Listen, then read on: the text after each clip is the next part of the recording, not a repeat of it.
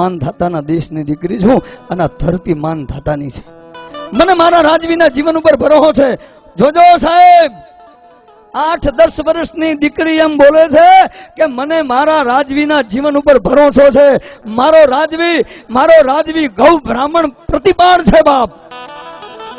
મારો રાજવી ધર્મિષ્ઠ છે. મારા રાજવીનું જીવન રાષ્ટ્ર ધર્મ યુક્ત જીવન છે. અને મને વિશ્વાસ છે કે મારા રાજવી કહેતા માનધાતા રાજાની આ ધરતીને હું હમણાં આણ આપીશ. એટલે માનધાતા રાજાની જો આણ ધરતીને આપું ને તો ધરતીની તાકાત નથી મારું તેલ હંકરી શકે સાહેબ. અને તેથી માનધાતાની જાતિ ભૂલી માનધાતાએ કામડો હટાવી દીધો અને હટાવીને દીકરીને છાતી સરખી ચાપીને કીધું બેટા હું પોતે જ માનધાતા. હા, તેથી દીકરીને મોજ હતી, આનંદ હતો. પણ પછી તેથી માનધાતાએ ધરતી માતાને 2 હાથ જોડી વંદન કર્યા. માં હવે આનાથી બીજું મારે તને કયું મારું પ્રમાણ આપવાનું? માં આ દીકરીનું તેલ દઈ દે. અને સજ્જનો એમ કહેવાય કે માનધાતાએ ધીમે નામ પોતાનો 2 હાથ આમ ખોબો કર્યો અને ધરતી માતાએ 2 હાથ બહાર કાઢી માનધાતાનો ખોબો ભર્યો અને એ માનધાતાએ વાટકામાં દીકરીનું ઢોળાયેલું તેલ ધરતીમાંથી લાઈન પાછું કાઢીને આપી દીધું સાહેબ. અને આજના દિવસની અંદર સાહેબ ધ્યાન આપજો, હું કોઈ પક્ષ પાર્ટીની વાત કરતો નથી, કોઈ રાજકારણની વાત કરતો નથી, પણ આવા વીરવરા આવા જે કાર્યકર્તાઓ નિષ્ઠાવાન બેઠા છે એ સિવાય એવા અનેક છે કે સાહેબ તેદી તમારું ને મારું ધરતીમાં ઢોળાયેલું તેલ હોય ને એ ધરતીમાંથી તેલ લઈ તમને ને મને ખવડાવવાળા રાજવી હતા. અત્યારે તો મારા દીકરા તમારું ને મારું તેલ કાઢીને ખાવા બેઠા છે. તમારું મારું તેલ કાઢીને ખાવા બેઠા છે. માટે હું તમને કહું છું કે હથિયાર ગીતા હાથમાં લઈ દેશનું રક્ષણ કરજો. અને તમને એમ લાગે તો નિર્માલ્ય અને નાપાક નેતાઓને દેશમાંથી સાહેબ દૂર કરજો. કારણ ભારત ભૂમિ તો સ્વર્ગ છે, ભારત ભૂમિ કા સ્વર્ગ છે. મારા દીકરા ગાદી ઉપર બેઠા પછી ભૂંડ બની જાય છે અને પછી ભૂંડ બની આ દેશને ભૂંડિયાની જેમ ભેડી ખાય છે. જાગો ભારતવીર, જાગો. માનધાતાના રાજવીઓ જાગો. માનધાતાનું લોહી જો તમારામાં પડ્યું છે, જાગો. આ દેશમાં 2 સેકન્ડ 3 સેકન્ડમાં એક ગાય કપાય છે.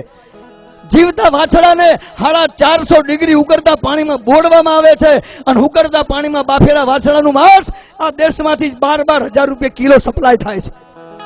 રોટલાને જેમ શેકો એમ વાછડાઓને જીવતા શેકવામાં આવે છે અને શેકેલા વાછડાઓનું માંસ 18,000 રૂપિયા કિલો સપ્લાય થઈ રહ્યું છે. 2 સેકન્ડ 3 સેકન્ડમાં દેશમાં ગાય કપાય છે.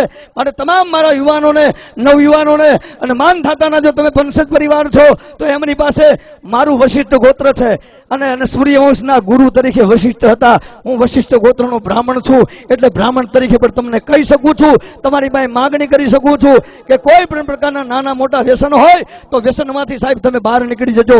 એ વ્યસનોમાંથી બહાર નીકળી, એ વ્યસન એમાંથી બહાર નીકળી, મારા દેશની જુગદંબાઓ ફેશનમાંથી બહાર નીકળી એની સંપત્તિ બચાવી રાષ્ટ્ર રક્ષા, ધર્મ રક્ષા અને ગૌ રક્ષા માટે સજ્જનો આગળ આવો.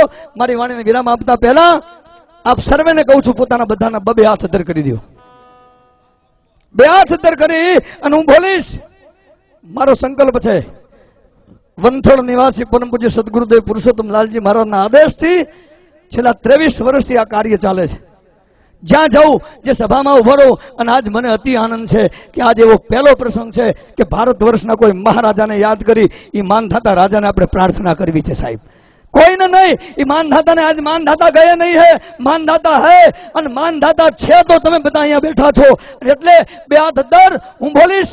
ગૌ માતાને રાષ્ટ્રીય માતા તમારે બધાએ બોલવાનું જાહેર કરો, જાહેર કરો.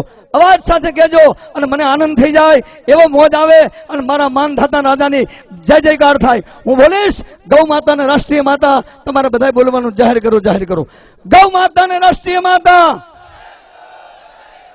ગૌ માતાને રાષ્ટ્રીય માતા, ગૌ માતાને રાષ્ટ્રીય માતા. ગૌ માતા કી, ગૌ માતા કી.